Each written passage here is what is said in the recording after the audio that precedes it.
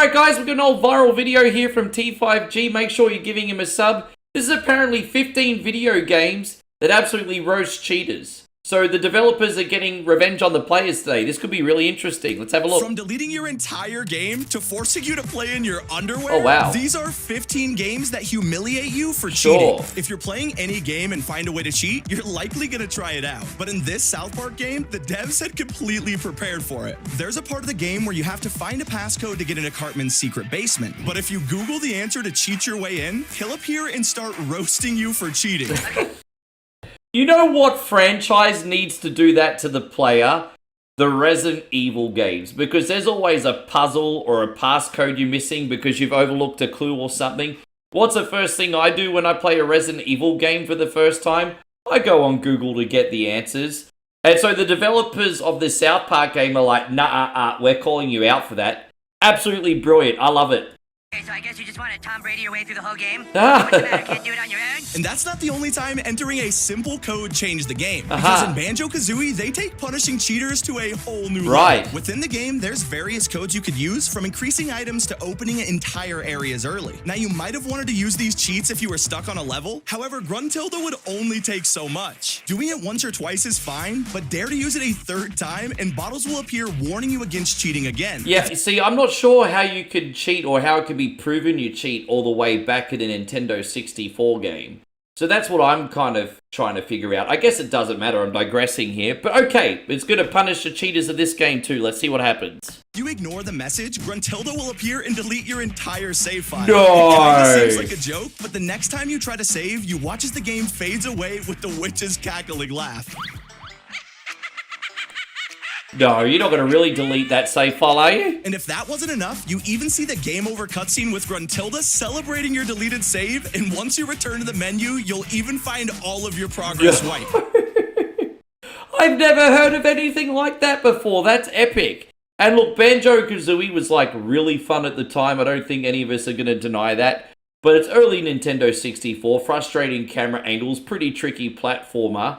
Oh, ouch, that hurts. That cuts really deep. That's terrible. All over again is a huge punishment, but what about not letting you play the game at all? If you try to cheat the devs by pirating this game, Mirror's Edge has a surprise waiting for you. The game loads up perfectly fine and seems normal until you realize you're moving incredibly slow, making it impossible to complete even the first jump. I gotta admit, this is such a clever way to mess with cheaters. Yeah.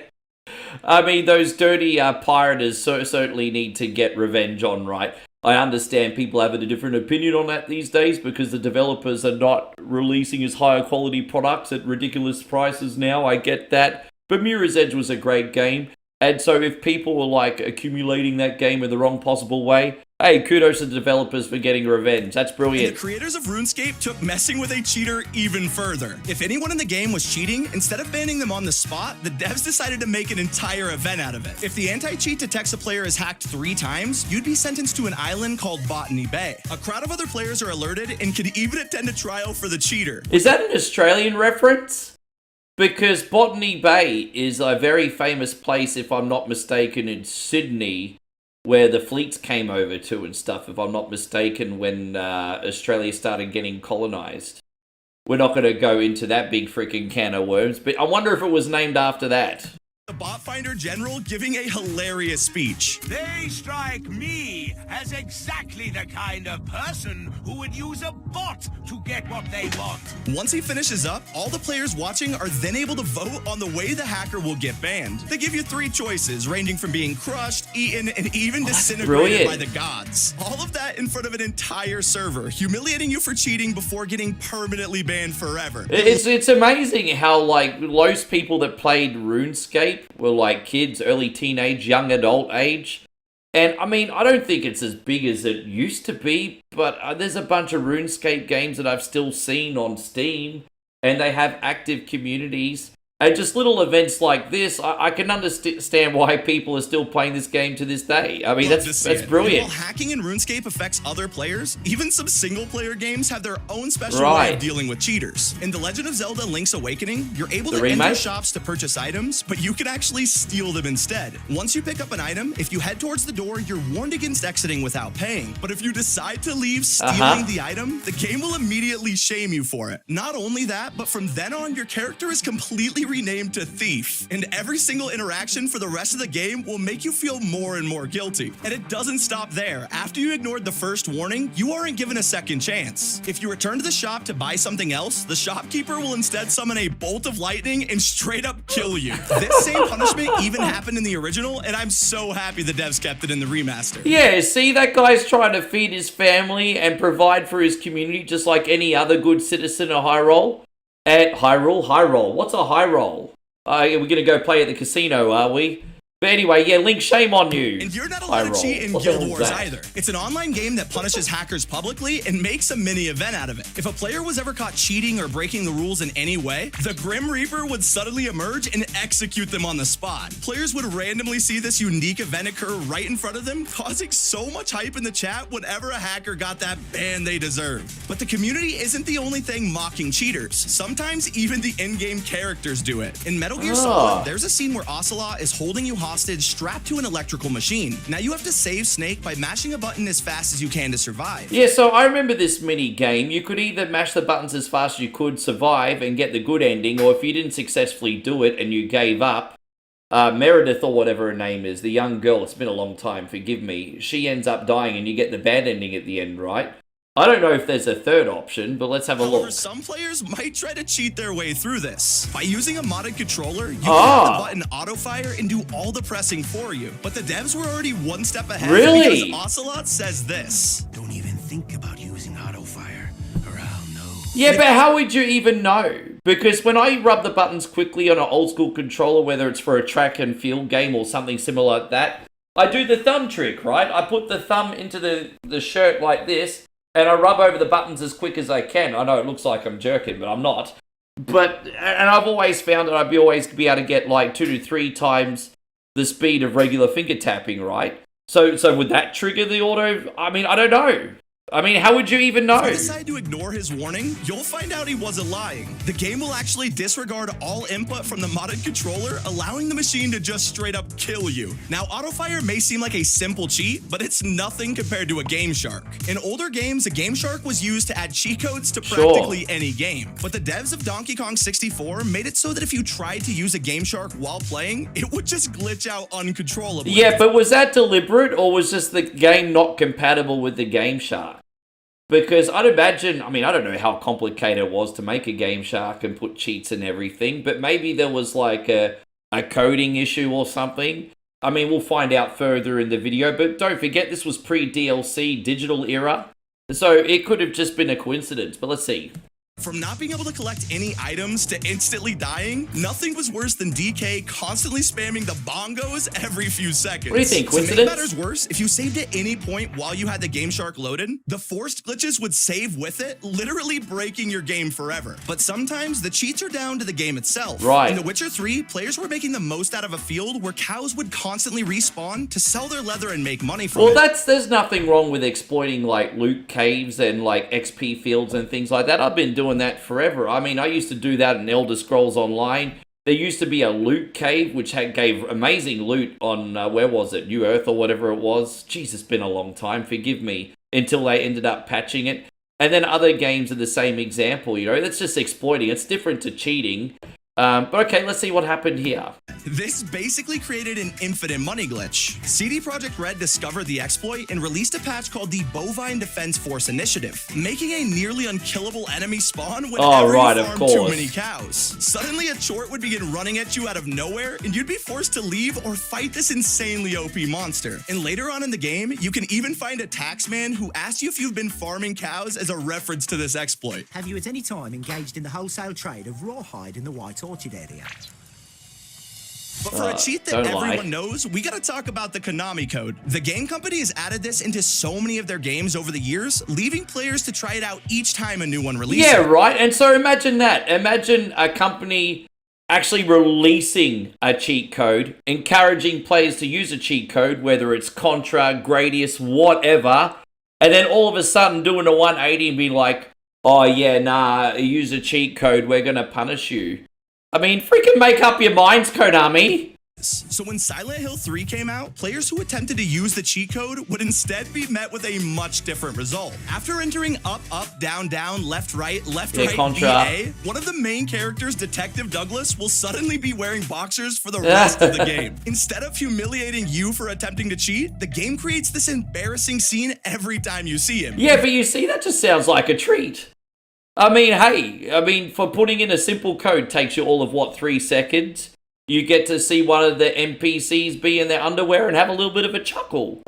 That doesn't sound like a punishment to me. That kind of sounds like a little bit of a treat. This just completely changes the entire context of every interaction. Heretic is a first-person fantasy shooter that was built off the same engine as Doom, re-released but these. that meant that it also carried over some of the most famous cheat codes. Sure. One of the most popular was IDK FA, which would usually instantly give the player all keys, armor, items, Sure. but the devs over at Raven had already accounted for this. When you try to use these same cheat codes in Heretic, all of your weapons and ammo get wiped out and replaced with a single stick. And it gets even worse because the game just straight up says you don't deserve weapons anymore. From being told off for using hacks to a character dedicated to yelling at you, Animal Crossing is a game you'd never expect to have an NPC bust you for cheating. Yeah, I mean, I didn't even know that there was a way to cheat in Animal Crossing. I'm not a big Animal Crossing expert, but I know collect bells, sell them, and then buy things. Or do you have to sell bells? No, you got to sell fruit for bells, right? And then you use... I mean, I don't know. Maybe you're stealing bells from freaking other animals' homes. I don't know. Let's see what happens. Would quit the game without saving to go back to a previous save, undoing any mistakes the they might have GameCube made. version. To prevent I don't this, know this Nintendo one. created the character Resetti purely to lecture you about reverting the save. And each time you do it, he'll get more and more annoyed, and his speeches will even get longer. But a mistake you won't be able to revert is cheating in the game Prey. During the treasure hunt side quest, there's a code you need to solve to unlock a special adventurer's toolkit. However, if you're lazy and decide to yeah, again, it comes back down to the whole Resident Evil phenomena, right? You get stuck at a puzzle. You can't be bothered just wandering around for an hour, wondering where the code is, what corner of every single freaking room you forgot to look in. So you're going to go on Google, get the code so you can continue playing the game.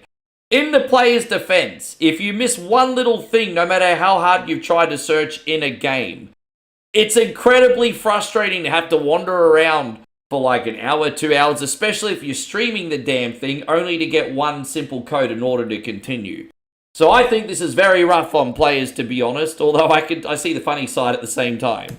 cheat by looking it up, you get a far worse reward. Arcane made it so that if you skip the puzzle, you'll get the Game Master Ires instead, which would super debuff all of your items, ruining the rest of your playthrough. And it's even more humiliating when you're exposed for cheating on your public profile. In the Superman's Return game, if you decided to activate cheats at any point, you would be granted with an Xbox achievement. Now, it sounds pretty great at first until you realize it gives you a 0 gamer score with a description that says you needed a desperate plea for help. But the absolute worst part is that it stayed on there for all your friends to see. Max Payne 3 also decided to embarrass you by ending your cheat. Oh, okay. I'm very curious to see this one because I'm a big Max Payne 3 player. But with that being said, we're talking about the campaign. It seems like there's the multiplayer experience here, which I actually never dived into. I completely forgot Max Payne 3 actually had a multiplayer mode, to be honest.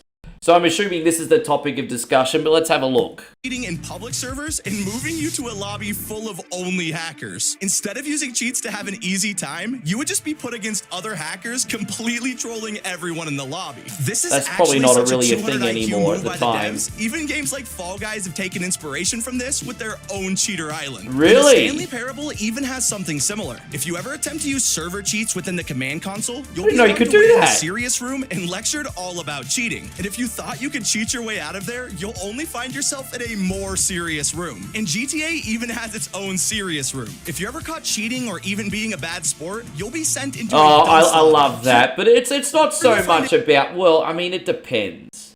Because when you're in a public lobby in GTA 5, right, you're encouraged to play fair.